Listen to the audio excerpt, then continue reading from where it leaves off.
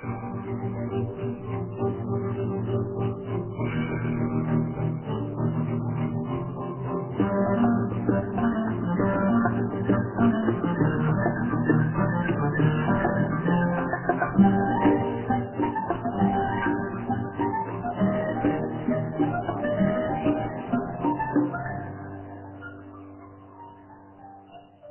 guztioi, Eusko Ikaskuntzaren mai ingurutan gaude. Orain dela egun batzuk, urriak 8, Mikaela Portilla hil egin zen. Aramaioko andereñoa, Arabako irakaslea gogoan dugu guztiok, eta gaur, berari buruz, hitz egingo dugu.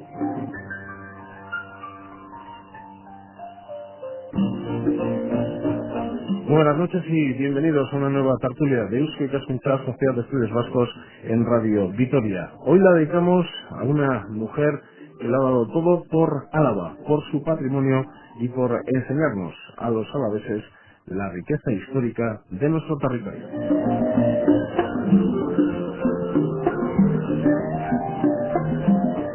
A primeras horas de un sábado, 8 de octubre de 2005, nos dejaba Mikaela Portilla. Y hoy, en Sociedad de Estudios Vascos, en las tertulias de Radio Vitoria, le queremos dedicar un humilde homenaje por parte de personas que le conocieron bien y principalmente de amigos y amigas de Mikaela Portilla.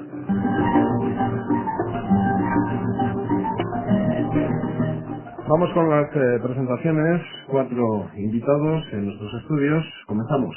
José Luis Vitoria. José Luis ha sido colaborador de Mikaela, amigo y familiar además, primo de Mikaela Portilla. José Luis, buenas noches. Bueno, primo de Mikaela Portilla, un poquito más joven que ella, así que los primeros recuerdos de Mikaela te tienen que llevar a la infancia. Desde luego. Sí. ¿Dónde vivía por aquel entonces Mikaela Portilla? En la casa donde nació, entonces aquella calle se llamaba Cercas Altas, hoy es Ciego de Jesús. Entonces era el número 4. Y ella vivió toda la vida, hasta que Jesús, su padre, se jubiló su padre como campanero y fue a vivir a Cercas Bajas y luego ahora últimamente en Samanero. ¿Campanero de qué iglesia? De San Pedro. De San Pedro. ¿A qué colegio fue? ¿Al Niño Jesús? Al Niño Jesús. Al Niño Jesús, y de mayor, ya en los últimos tiempos fue el Sagrado Corazón, que era la misma comunidad religiosa.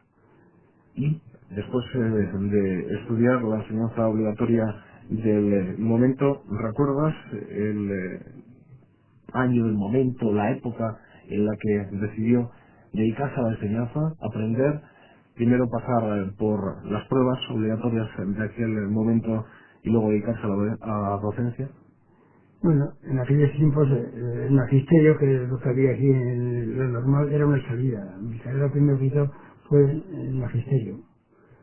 Entonces, y el magisterio se hacía a raíz de la guerra, como mucha gente se perdió el tiempo de estudio, pues hubo un plan que consistía en que el que tenía el bachiller universitario, las asignaturas que no se daban en el bachiller se hacían en la normal, y en un año se hacían 2 cursos y se gastaba el título. Las asignaturas de pedagogía, caligrafía, música, y las cosas que no se daban en el bachiller, pues estudiar en la normal. Y de ese plan. Fue una joven más, porque no fue una mujer más. Fue una joven más, ya se le notaban inquietudes especiales desde bien pequeñita. Bueno, yo creo que siendo la mayor siempre la que nos enseñaba cosas, sí, eso lo enseñaba yo con lo que le llevo adentro. Porque ella, en alguna ocasión le iba a decir que ella había nacido para estudiar y para enseñar. Eso se lo he oído decir, por eso digo que... ¿Cuándo deja Vitoria? ¿Cuándo se presenta a las pruebas pertinentes para sacarse el título y deja, en un momento de su vida, deja Vitoria? Pues, primeramente, hubo unos años que no hubo posiciones dentro del magisterio, y fue profesora a Zalla. Había un convento de monjas, un colegio de monjas irlandesas, donde iba toda la historia española. Ya en aquellos tiempos que estuvo Micaela, pues está los Bornes, los Dumé y tal. Era un centro privado de la época. Sí, sí, pero eran monjas, no parecían monjas. Eran en Zalla. Y luego ya hubo posiciones y se presentó a posiciones y sacó plaza y fue a Uncilla, ¿Uncilla dónde está? a la Mayona. Armayena. No pasó antes, dentro de lo público, de aquel momento no pasó por otro centro. El primer centro público en el que estuvo fue en Uncilla. En Silla. Después hizo posiciones a más de 10.000 habitantes y se fue a Salvatierra. Y Salvatierra vino a Vitoria y en Armitel estuvo en la escuela de la Florida. Y ahí es cuando, estando ahí es cuando estudió la carrera y cuando hizo filosofía y letras. Uncilla, en el Valle de Aramayo. ¿Cómo sería por aquel entonces la situación? Porque los niños y niñas del Valle, todos seguro que conocían el euskera y en casa de aquella manera y en aquella época pues hablarían el vascuence, como se decía por aquel entonces, euskera, y ella, Micaela, pues como la enseñanza del momento, la enseñanza en castellano. ¿Le recuerdas alguna frase respecto a la realidad del euskera en Aramayo y cómo se relacionaba con ellos? En eso no te puedo decir nada, pero sí te puedo decir la vida que hacía. La vida que, por ejemplo, para ir hoy todas eran facilidades para el transporte. Alta de Cruceta. Pero entonces había que irse a la Chavaleta, y en el Chavaleta les pegaban con un burro para subir hasta Sauceria. O sea que no iban por el Alto de Cruceta, sino que pasaban por Arrabal o Salinas. Eso es. Y así iba, todos los días. No, todos los días estaba en una casa esperada. Luego Salvatierra y Vitoria, comentabas José Luis. Bueno, seguimos con las presentaciones. También con nosotros Marinieves Urrutia, vicepresidenta de Euskal Ikaskuntza, amiga de Micaela Portilla. Marinieves, Gabón, buenas noches. Gabón, buenas noches. ¿Le conoces en los años 50? Sacabas cálculos y más o menos hacia 1952. ¿Dónde estaba por aquel entonces Micaela? Yo la recuerdo en Vitoria, Micaela, entonces. Micaela, en realidad, con nosotros lo que sí hizo fue por medio de la manualidad de ayer, porque entonces lo que sí estábamos era todos aquellos que teníamos un tipo de inquietudes, un poco lo mismo de montaña que de arte, que de arqueología, que de espeleología, estábamos todos un poco agrupados en la manualidad de ayer.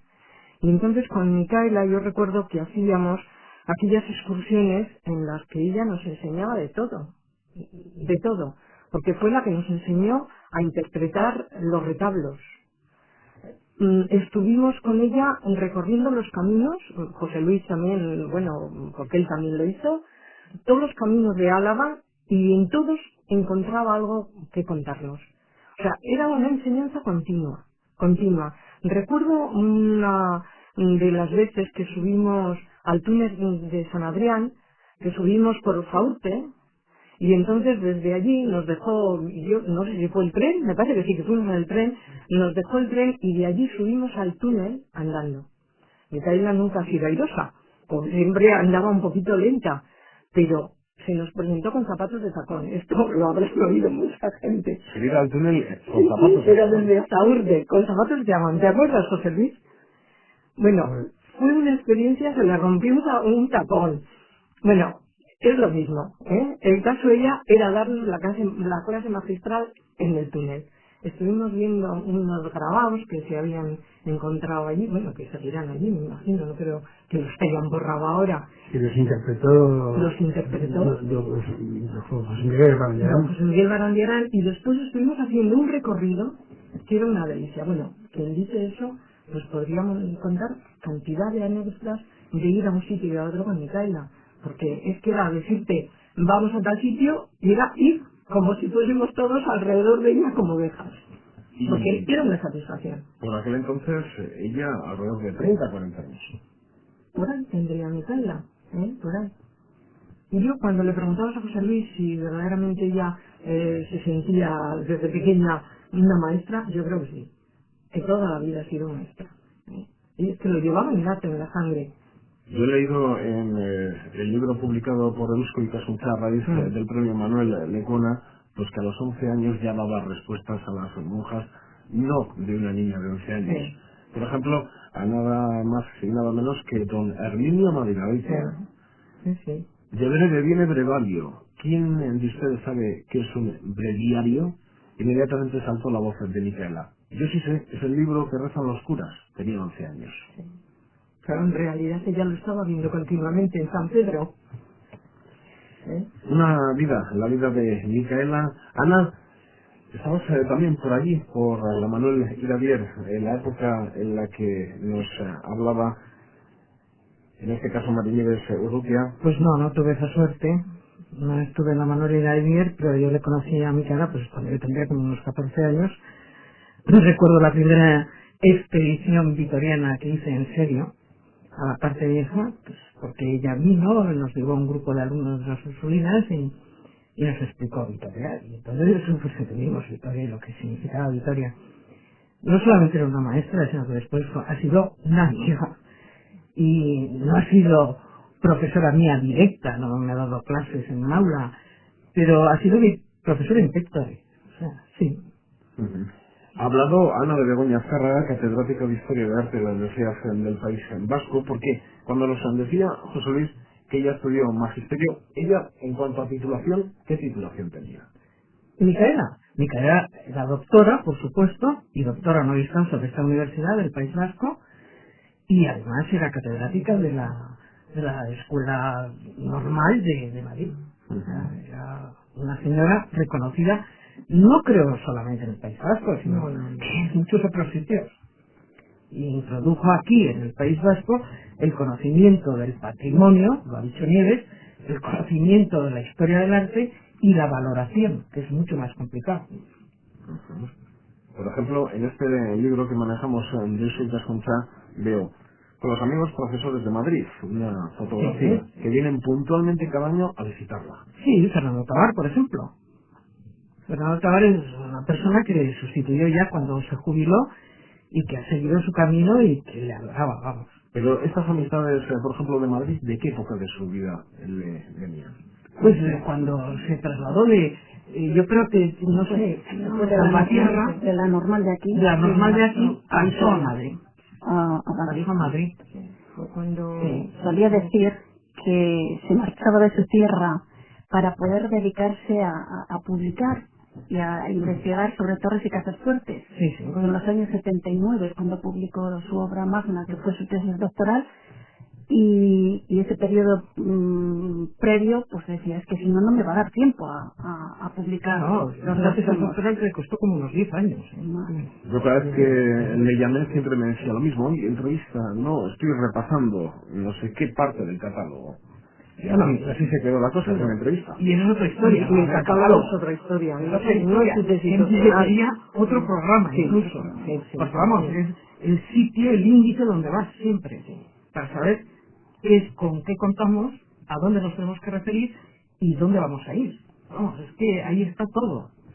Felicitas a Martínez de Salinas, que hace un instante hablaba de esa época para publicar, trasladarse a Madrid, también está con nosotros. Felicitas es profesora de Historia de Arte de la Universidad del País Vasco. Tú, Felicitas, lo conociste un poquito más tarde, en los años 70. ¿En qué contexto? Bueno, pues yo recuerdo que hice aquí los primeros años en el CUA de Filosofía y Letras, y en el año 77 me fui a Valladolid y tuve que realizar un trabajo de una asignatura que era Metodología de Historia del Arte, y nos obligaron a que teníamos que elegir un edificio emblemático de nuestra tierra.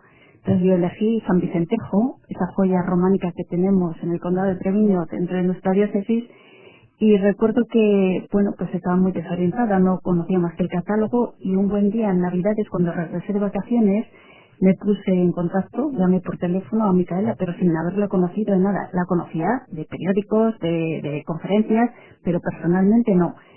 Y cuando fue muy sorpresa que me recibió en su casa con una amabilidad como si me conociera y como si yo fuera una persona importante. Me recibió en su casa, estuvimos toda la mañana, desde las 9 de la mañana hasta las 2, hablando de San Vicentejo en una mesa camilla con el brasero eléctrico. Tengo esa imagen que, bueno, a mí me impactó. Recuerdo que me dejó, y dije, bueno, esta mujer, pero si yo no soy nadie, ¿cómo me ha recibido y cómo me ha orientado? Y eso me ha dejado huella. Bueno, luego he tenido muchas entrevistas con ella sobre la tesina y la tesis, pero eso fue lo que me impactó mucho. Su casa era una casa abierta a todo el mundo. A todo el mundo. A todo el mundo que quisiera aprender. Efectivamente. Lo que más se puede admirar de Micaela yo creo que es su enorme generosidad. Una generosidad que te conociera o no te conociera, siempre compartía contigo sus conocimientos, te ayudaba, te guiaba, en fin, no le importaba que te aprovecharas de ella, en una palabra. Me da la impresión, que se ha aprovechado de ella. las veces que yo charlé con ella, un detalle que probablemente yo creo que acierto, y a mí particularmente me gusta.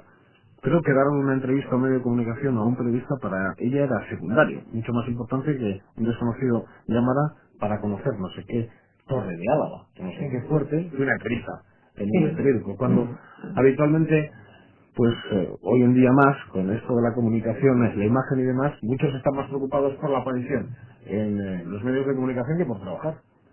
No, Micaela, Pues no, no va a hacer eso es caso. En Micaela, su principal preocupación era trabajar y era ayudar. Y ayudaba. Y siempre ayudaba. Y además te decía, Ana, si tenéis que dar algún curso de doctorado en la facultad, ¿verdad, Felicita? Llamadme, que me encantaría ir. Pues, o sea, no pensaba ni en dinero ni en nada. Y por eso antes os he comentado que me alegro muchísimo que haya tenido pues mecenas, pequeños mecenas o grandes mecenas, Los tuvo realmente. que los tuvo, Sí, Peli Martín y Pascual Jover, que le ayudaron. para dar una vida digna. Para darle una vida digna, que nuestra profesión no es nada digna, en un sentido económico. Estamos hablando de poder comer, vestir y los gastos de casa. Claro, claro. Y que te cuiden cuando llegas a cierta edad, que también es necesario. Porque una persona que os contaba ha tenido cargas familiares a lo largo de su vida, pensando sobre todo en que ha sido una persona volcada en el trabajo y no sé si en algún momento de su vida tuvo que parar ese trabajo por otras razones, familiares o personales. Pues no lo sé, yo supongo, No. José Luis, que se olvida de... No, en mi familia no solo el dinero, pero tampoco no hubo necesidad de nada de eso. ¿No? Incluso Micaela, creo que a mi tía Martina fue que la ayudó a algo, creo, pero vamos, no. Me refiero no a ayuda económica, sino a ayuda asistencial, tener que cuidar a una persona. No ayuda económica en este caso. No. ¿Y le recordáis trabajando sábados, domingos? Sí, siempre. A altas horas de la A noche. altas horas de la noche. Lo que sí es cierto es que trabajaba siempre a las tardes. Ya sabíamos su horario, cuando querías acudir a ella, después de comer, tenía un reposo, unas horas de reposo, porque es que luego estaba hasta las 2, las 3 de la madrugada, Sí, y eso lo estaba haciendo hasta hace poco tiempo. Sí, sí. ¿Y a la mañana? Y a la mañana pues no madrugaba mucho, No pero para madrugaba, las 9, 9:30... Pero no madrugaba mucho, no. Estaba un poco ahí de una forma un poco más relajada, si quieres. No iba a misa Todos los días. Entonces, ella en realidad, yo creo que cuando verdaderamente investigaba, era más a las tardes. Tardes, noches. Tardes, noches. Era cuando... Pero investigar. Estamos hablando de una mujer que recorrió, igual que algunos otros casos excepcionales en Álava, prácticamente todos los pueblos de Álava. Todos. Sí. Y no hay pueblo que vaya que no la conoce. ¿En qué época hizo ese Tienes trabajo de razón, campo? José Luis. Pues yo creo que desde los años 60. 50. Antes. Desde los Las torres la empezó, y esto fue así, yo era soltero entonces, me acuerdo. Las torres las empezaría en el año 52, 53, por ahí sería, cuando empezó. La primera torre que recuerdo que fue Mendoza. Entonces todavía aquello estaba en ruinas, que había estado vigas, yo era joven y entonces yo subía por todas las vigas, miren esa ventana, miren tal. Entonces, por eso yo era soltero y pues le digo que... Los años 50, sí. Sí. Y luego ese trabajo siguió con él, con 70, 75, cuando ya la salud pues te obliga a parar en ciertas materias en la vida, y ella siguió Mira, recorriendo Álava. lo que tenía es una salud, yo no sé si física, pues no lo veía bien a veces, y era, como ha dicho Nieves también, un poquito torpe, no era una persona ágil, pero tenía una salud mental que superaba todo eso. Y yo me acuerdo que fue al lado de Salvatierra, porque yo soy de Salvatierra, al lado de eso queda Aula, que es un caserío, donde hubo una antigua ermita, y había una escalera de mano. Y ella dijo que subía a ver las bóvedas. Y subió por la escalera de mano. Y eso, chico, comprenderás que impresiona. Cuando aparecieron las pinturas en Gaceo, También estaba por ahí. pues también. Yo recuerdo de haber subido por la escalera a mirar por el agujero aquel que en un principio se abrió para ver que se veía algo, y entonces yo recuerdo también. O sea que ha sido una mujer que no por el hecho de no ser tan ágil como a lo mejor algunos creen que hay que ser para hacer ese tipo de cosas, pero ella nunca se echó atrás. Nunca. Yo un día bajando por unas rocas en el desfiladero de Pancorbo, una excursión que hicimos con Manuel de ayer. Micaela no era montañera, no había nunca, pero se empeñó en subir, y me acuerdo que la estuve bajando yo de la mano, bajando las como está la esquina de Pancorbo, el desfiladero. Pues no sé,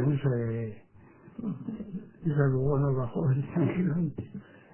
Tengo dos fotografías también en este libro, y en una de ellas reza: siguen incansablemente las investigaciones. Aquí está, frente a la iglesia de Miñano, por donde empezar la labor de cada día. Y probablemente aquí veo a dos vecinos con un cuadro de la iglesia, a otros dos que le muestran algo. Ella está mirando a uno de los arcos, y en la siguiente foto histórica, el último descubrimiento en marzo de este año, en el 97, restos de la portada románica hoy destruida de Miñano.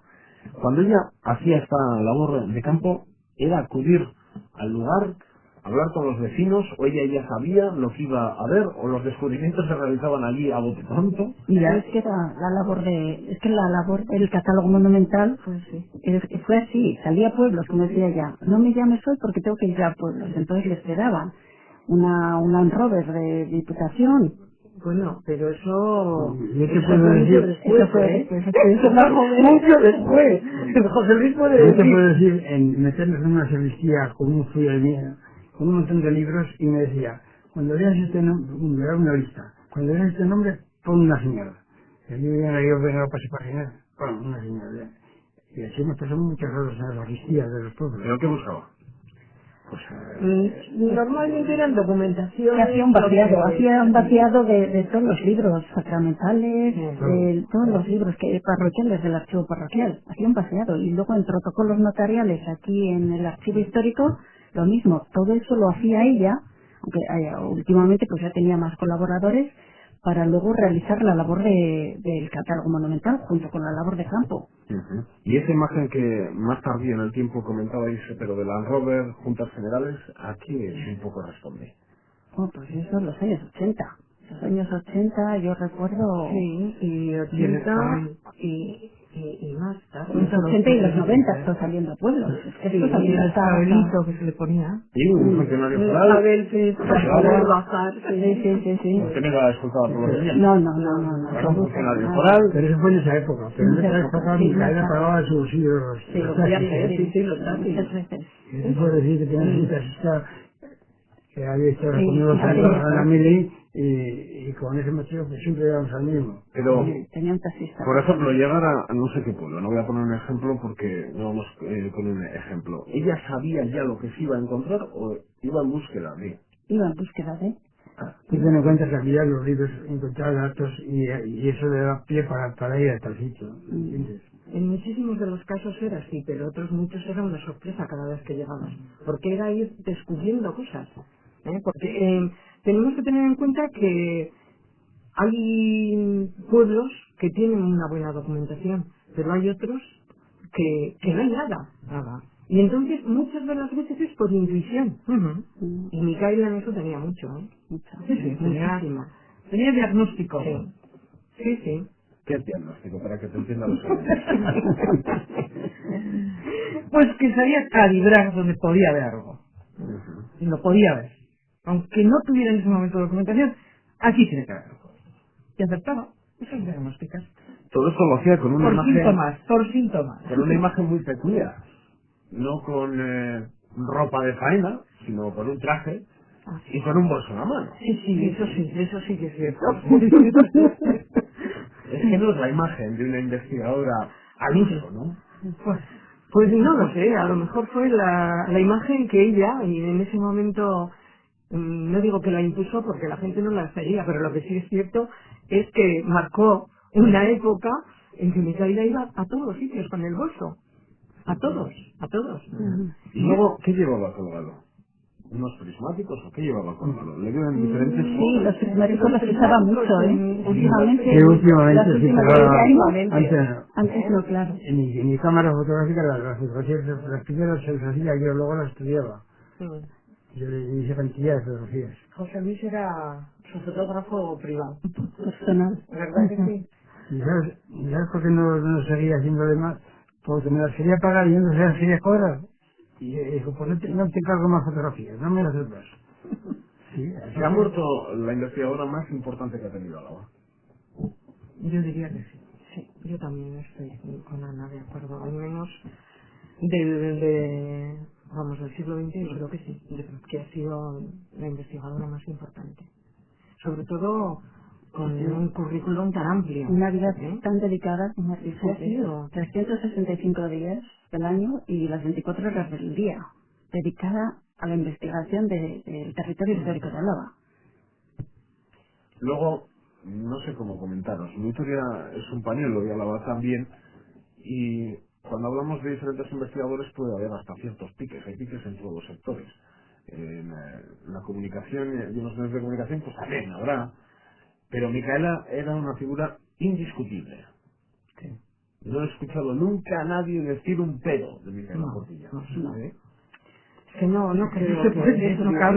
no cabe decir Ten en así. cuenta que lo que haya escrito, eso como se suele decir, va a misa.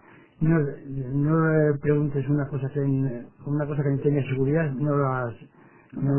pero lo que ha dicho es seguro, ¿eh? Ella, pues, con todo lo que haya escrito es... Y después lo que sí... Yo recuerdo en Aramayona, en Sestiña, en la capilla, en la iglesia esa que es donde está el archivo, pues ahí se pasó unos cuantos días investigando y todo lo que no era concerniente a su materia la iba apartando y recuerdo que al final hice un paquete con lo hacía unas cuerdas y me acuerdo que ponía para investigar el que quiere sobre las camisas. La dejó ahí todo el paquete. Todo clasificado ya, ¿no? Claro. Os preguntaba antes, os lo preguntaba José Luis, lo del euskera y Aramayo, porque muchos recuerdos de la gente que tenía como lengua materna el euskera por aquel momento, respecto a lo que era la escuela nacional de aquella época, pues no son buenos recuerdos respecto al euskera, si se podía, no se podía, en qué momento se podía hablar euskera. Sin embargo, la gente de Aramayo allí tampoco nunca pudo dejar mala impronta porque es muy querida en el Valle de Aramayo. Así que seguro que en esa relación con el euskera ella también se las arregló, a su manera, pero se las arregló. Ella yo creo que lo que supo también en Aramayo, como ha sido toda su vida, es enseñar y dar formación a los niños. Que se las dio en castellano, pero les dio una buena formación. Claro. Y lo que sí hicieron al pueblo de Aramayo es todo eso se lo han reconocido. Micaela es muy querida en Aramayo y yo creo que por todos los pueblos que ha pasado, no solo como maestra, Quiero decir que para una maestra en aquella época y en una población euskaldun no era el trabajo más fácil. no, verdaderamente. Sin embargo lo fue. Pero para ella supo hacerlo. Siguiéndole a Nieves. Lo difícil en esta vida es ser inteligente y bueno. Y ella lo era. Sí. Ser inteligente y malo, fácil. Ser malo y tonto, fácil. Inteligente y bueno.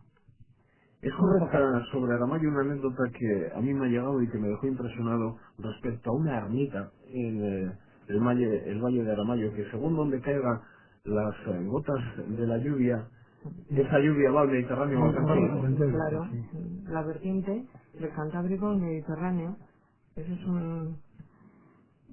bueno, no solamente es en esta parte, sino que ese problema lo tenemos en cualquier cordillera de las que tenemos aquí. Pero a mí me muestra una cercanía hacia la gente pues que en otros investigadores no se da, que se pueden esconder en una serie de datos históricos o unos datos muy técnicos y el oyente pues se puede llegar a perder. Sin embargo, Micaela Portilla tenía esa virtud también de divulgar y de acercarse al pueblo llano a la hora de contar.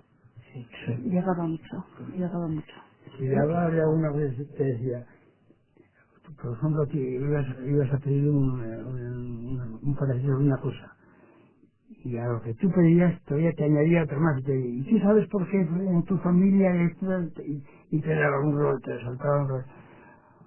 Recuerdo, a propósito de eso, que vino el archivero de la familia, esta familia que tiene el Palacio de la Calle Pintorería, que es tiene unas bodegas de vinos, no me acuerdo en este momento. ¿Pintorería? El Palacio que era de los Aguirres. Ah, sí, sí, Es no muy sé grande. quién es ese palacio. Sí, ¿Cómo se llama esa Transforma familia? en casa. Es una familia, Sí, es unos sí, vinos de los famosos. Aguirre. ¿De los Gauna? ¿Puede ser? No. ¿Seguren? Y, Sí, adelante, José Luis, no importa que estaba hablando. pues vino el archivero de esa familia, que era un odontólogo de San Sebastián, y fue a recoger algunos datos a comprar algún libro a línea cero. Y dijo, ¿quién podía informarme sobre mi familia y tal? Y se dijo, mi cara oportunidad, y se lo llevó allá.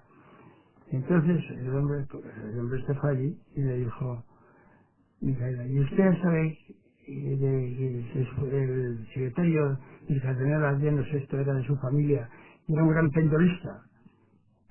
¿Cómo se apellía esa familia? Bueno, total, que le dijo, pues ya me gustaría ver la letra de ese señor. Y dice, no, eso está hecho. Vamos al archivo, efectivamente, fuimos al archivo, y me dijo que le vaya a la cámara para fotografiar la firma del secretario del cardenal Adriano. Y me puso entonces el archivero era el señor Manuel Joven, les puso a esperarse en la historia. Y Micaela, que lo vio enseguida, dijo, bueno. Me acuerdo que me decía a mí, usted saque la foto, joven, y yo empezaba joven. Saque la foto y usted la guarda. Y cuando le venga el permiso de Madrid, porque me dijo que había que pedir un permiso en Madrid, para hacerlo. Cuando venga el permiso de Madrid, usted se la entrega a Micaela y la publica. Y lo otro que ya era saber de qué familia era, quién es la que se interesaba él. Pero aquel señor llegó se marchó y al final le dijo, pues no me ha sorprendido lo que él les ha hecho, porque le he pedido muchos datos antes de ir a donde esté y no me los han negado. ¿Cómo es esta familia, hombre? No te preocupes, no te preocupes. Secretario de la Cardenal Adriano, que es un sacerdote además. Si uno me atropelló, yo recuerdo en el libro que me unos libritos de aquella época, pues en la época del Cardenal Adriano. La obra más importante de Micaela Portilla es el catálogo monumental de la diócesis editorial.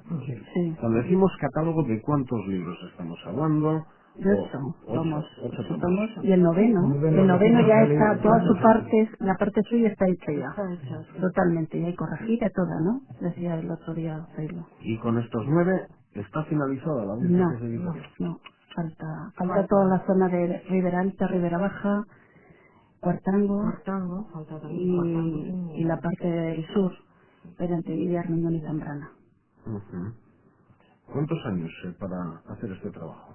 Pues en los años 62, me parece que se inició el primero, ¿no? Se publicó el primero, el tomo 1 sobre la Rioja Alavesa, Sobre la Rioja Alavesa fue el en primero. el año 62 o 60 y tantos por ahí, sí. ¿Qué puede quedar? ¿Un 20% Lo inició, del territorio alavés, más o menos? pues sí, o quizás menos, igual, Un poco menos, pero Quizás un vamos, poco menos, sí. Ella quería terminar con todo el territorio. No, ella era consciente de que no iba a no iba a terminar. llegar, de que Sí. no iba a poder. Por muchas veces a la gente del departamento nos decía, bueno, esta labor luego la tenéis que continuar vosotros. De hecho, ya en el tomo 9 hay dos compañeros nuestros que están participando y ayudándole en alguna parte muy pequeña.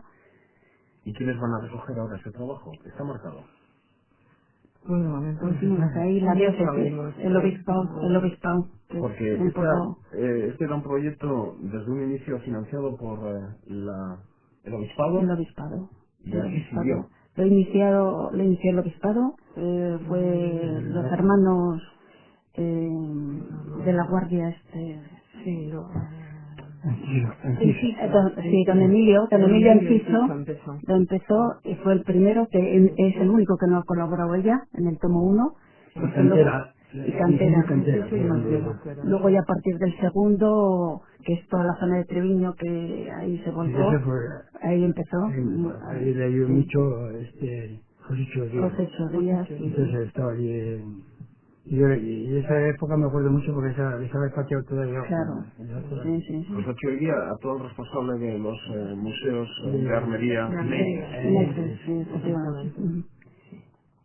Y luego el tomo 3 dedicado ya a la ciudad de Vitoria y así sucesivamente. Y bueno, y a partir del 2 se dedicó de lleno también al catálogo monumental. Y esta es su obra. Estos los 365 días del año y las 24 horas. Tiene más cosas, sí. Muchas Sí, más. muchísimas cosas. Lo que pasa es que ante la monumentalidad del catálogo nos olvidamos de otras cosas, pero vamos. Por Álava Compostela, el libro que hizo por Álava Compostela, que recorrió ahí pues todo el trayecto del Camino de Santiago, que ahí sí que pateó también por pueblos y estuvo en contacto con todos los feligreses de todas las parroquias.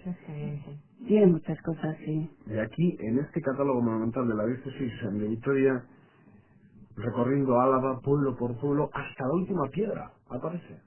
Hasta la última piedra que merezca la pena. Pues ella lo encontró. Sí, yo creo que sí. Es así. Siempre centrado en el tema religioso, ¿eh? El tema religioso. Sí, exacto. Sí. Como dijo el señor obispo el día del funeral, que estaba centrada en ese tema. Bueno, lógicamente es lo que abarca el catálogo nuestro, el catálogo monumental de la diócesis.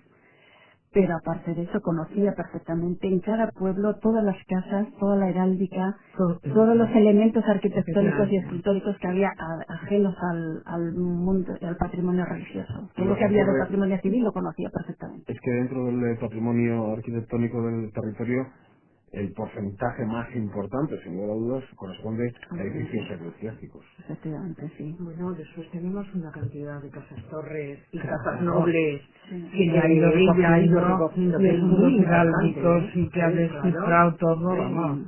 Ahí, Todas las piedras armeras, vamos. todo eso, las piedras armeras, fijaros lo que hizo.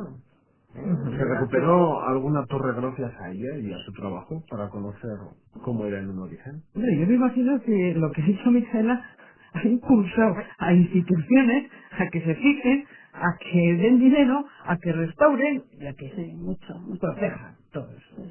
Porque es lo que tenemos, y no hay más. Mm. Y si eso lo perdemos, pues perdemos una parte de nuestra cultura que es importantísima. Yo recuerdo que en los años 60 pues, hizo un artículo, 60 o sobre los comienzos de los 70, un artículo sobre Santa María de Tobera, que es una ermita olvidada. Pero bueno, fíjate ahora. Pues gracias a ella se ha salvado esa ermita. Y ahora las instituciones la han puesto cubierta de madera. Ha estado totalmente derruida. Solamente las paredes y sin tejado. Y ahora, así que como ese ejemplo, hay muchísimos más. Por lo tanto, ahora esperáis como amigos de Micaela que el Obispado de Vitoria tome la determinación de seguir decididamente con este trabajo y culminarlo. Yo pienso que sí. Claro que sí. Además debe, Vamos, y creo que es un deber que tiene que ella. sí.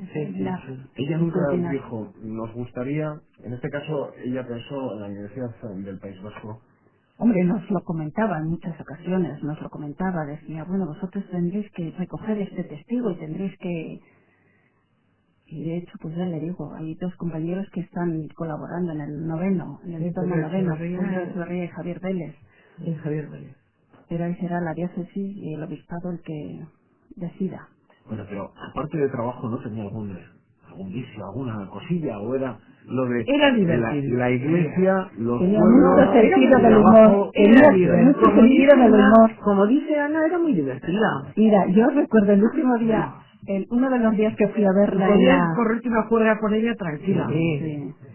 Sí. Y nos tomábamos nuestras cervezas. Claro que sí. Pero dentro del hogar o fuera del hogar. Y fuera del hogar, también. fuera del hogar. Sí, creo que sí. Cuando veníamos yo he trabajado con ella en labores de pueblos, en una exposición que hicimos en Zambrana, sobre el 250 aniversario, estuvimos ahí trabajando, pero muchísimos días, haciendo labor de campo por todos los pueblos, y luego veníamos y en la calle San Manuel decía, y ahora nos tomamos una cervecita tranquilas, y ya verás qué bien nos lo pasamos. Una cervecita que era así, decía, este es el vicio que yo he cogido en Madrid, que la cerveza sabe muy rica en Madrid. Era una mujer liberal, Sí. de pensamiento. Sí, tremendamente. Tremendamente. Respetaba a todo el mundo. Yo creo que en algún momento, bueno, en el premio Lecona, en la loa que le hace Antonio Piz de Urbina, dice eso, ¿no? Que era una mujer avanzada en su época, muy avanzada. Lo que ahora nos parece tan normal, Micaela ya lo llevaba practicando durante años. Fue una mujer liberal total. Y nunca ostentando, La formación no, religiosa. y nunca ostentando que era liberal, ni muchísimo menos, porque ahora se presume mucho, yo soy liberal, no. Y era religiosa, era una mujer, Sí. pero no tenía que ver una cosa con otra. Es que no tiene que ver. No, pero es que se confunde. Claro. ¿Sí? La Se gente confunde. confunde mucho las cosas, los conceptos. Sí. Solamente yo creo que no era respetuosa con los irrespetuosos. Exacto. O sea, que tenía también su punto. Podía tenerlo. Sí. Podía tenerlo. Y ya recuerdas algún momento con alguno. Bueno, podía tenerlo. Incluso Y además, con toda la razón. También con el fotógrafo. con sotana, con gente de sotana también. Bueno, sí que es cierto, lo que estás diciendo tú ahora y todos recordamos, lo que pasa es que tampoco hay que dar nombre, no debemos de dar nombre, No. pero todos recordamos, con gentes de sotana, como dice, que eran bastante amantes de su patrimonio, no de lo que ellos pensaban que era de ellos, pero que era de todos. Cuántas puertas que nos abrían. Y verdaderamente que le costaban mucho abrir, que le costaban mucho abrir. Y en los archivos pues pasaba igual. Vamos terminando. Felicitas a Mari Nieves, José Luis, Ana. Aparte de charlar y que los alaveses y que nuestros hijos, nietos conozcan el recorrido de Micaela Portilla y lo que nos aportó a los alaveses, ¿qué se puede hacer ahora mismo? No sé si desde diferentes organizaciones, la sociedad civil, ¿qué puede hacer por Micaela Portilla? Conocerla, leerla, apreciarla. Consultar su material. Por ejemplo, el actor de Fuertes, que está agotado, Está volver agotado. a editar, a ver si se puede editar de nuevo. Parece ser que sí, ¿no? Yo he leído en la prensa Yo estos últimos días. de eso no sé mucho, pero como que gráficamente era imposible hacerlo, no sé por qué. Alguna cosa, por eso soy yo en el seminario, en un sistema no sé, de la Bien. impresión. Sí, esa fue una obra. A mí mucha gente me paraba y dice, oye, ¿tú crees que no puedes conseguirme las cosas? Yo decía, tengo lo mío. Sí. Más que homenajes o recuerdos de otro tipo. Yo, no sé, yo personalmente pienso que los homenajes hay que hacerlos antes. En vida, Tiene calle en vida, algo que es complicado. Sí. Y esto sin hacer deporte. No sé, ya habréis oído la anécdota que le pasó con Erzaina, ¿verdad? Yo, mira, cuando nos lo contaba, es que era... Cuéntalo, que yo le pregunto... Y con ella terminamos, Mari Nieves. Muchos oyentes Pues bueno, tuvo un pequeño percance y le atendió la Erzaina, y entonces la Erzaina le preguntó, por favor, ¿cómo se llama, señora? Y dice, Micaela Portilla. Y le dice la Erzaina, no le digo dónde vive, sino cómo se llama. Es que soy Micaela Portilla. No fue así, ¿verdad? Porque se cayó en una caja que tenía en casa, una caja de cartón, y no podían levantarla. O sea, tuve que caer Amparo. ¿Quién era Amparo? Su hermana. Y no lo veía. Y un vecino que bajaba por la escalera, y yo, si parece que es Micaela la que grita. Y le llamó a Amparo, le dijo, oye, tu hermana me parece que ha pasado. Y no podía levantarla, para empezar, que no era la China. Y llegaron a la China, ahí la levantaron. Y le dice, bien, ¿y usted cómo se llama? Son Micaela Portilla. Y le dice, sí, yo Alfonso XIII. Yo ese trozo no lo había oído. Bueno, a mí lo que sí me gustaría decir es, por parte de Eusko Ikaskuntza, que Micaela ya en enero del 78 se hizo socia de Eusko Ikaskuntza. Entró a formar parte de Eusko Ikaskuntza. Tenemos que tener en cuenta que la segunda etapa de Eusko Ikaskuntza empieza en el 76. En enero ella se hace socia, en el 78, y tenemos la primera asamblea en Oñati en 1978 también. Entonces, es una de nuestras socias más antiguas de la segunda etapa. ¿Y las últimas palabras que recordáis de ella? Las últimas etapas. Palabras. El último contacto físico. Tenemos que acabar el catálogo. Lo que tenemos entre manos. Ana. No, son tantas que no quiero ni decirlo. José Luis, ¿el último recuerdo de ella? Francamente recuerdo malo. Malo porque al verla como la veía yo, y la última vez que decidí no ir. Iba a estar, claro, iba muy a menudo a verla. Pero en alguna ocasión, que tuve un poco de lucidez, si había otra persona, les explicó quién era yo. Y le decía, ese hermano de leche mío, le decía, y eso lo recuerdo. Pero eso se pasó enseguida. Yo el último día que le llevé unas flores, le llevaba flores del jardín de Zambrana y le dijo a su sobrina, a Sonia, le dijo, mira, no, para mí no hay primavera si no tengo en mis manos unas lilas, unas peonías, unas azucenas, unas calas que le había ido llevando. Para mí no hay primavera si no las veo. Era muy amante de las flores de su tierra. 8 de octubre de 2005 nos dejó Micaela Portilla. Micaela Portilla, que desde luego va a estar con los alaveses de aquí hasta el final de los días, porque ahí queda su trabajo a leer, como decían nuestros invitados, a leer, a seguir investigando, y ojalá el trabajo realizado por Micaela Portilla lo puedan seguir haciendo otros. Terminamos a los 4. Muchas gracias. Gracias a ti. Gracias a ti. Se iba a decir, la porra asteburuan, beste batekin hemen, mai ingurutan, el caskuntzaren mai ingurutan, y antes de terminar, les recordamos una última nota. El próximo 3 de noviembre tendrá lugar la última conferencia del ciclo Jueves Arqueológicos dedicada a la calzada Astorga-Burdeos, y organizado por el Instituto Alavés de Arqueología y Eusko Ikaskuntza. En esta ocasión, Juan Vidal Abarca nos hablará sobre la influencia de la calzada Astorga-Burdeos a lo largo de la historia, Vía Romana, Camino de Santiago, Calzada Real y N1. La entrada es libre, la conferencia comenzará el jueves 3 de noviembre, como decíamos, a las 8 de la tarde en la sede de Eusko Ikaskuntza, en la calle San Antonio, número 41. Agur, de Sabatapé. Para cualquier duda, sugerencia y demás, Eusko Ikaskuntza tiene su sede en Vitoria-Gasteiz, en la calle San Antonio, número 41. Telefono zenbakia, 945 23 15 52. Hau da, 945 23 15 52. Nahi duzunerako, hor gaude.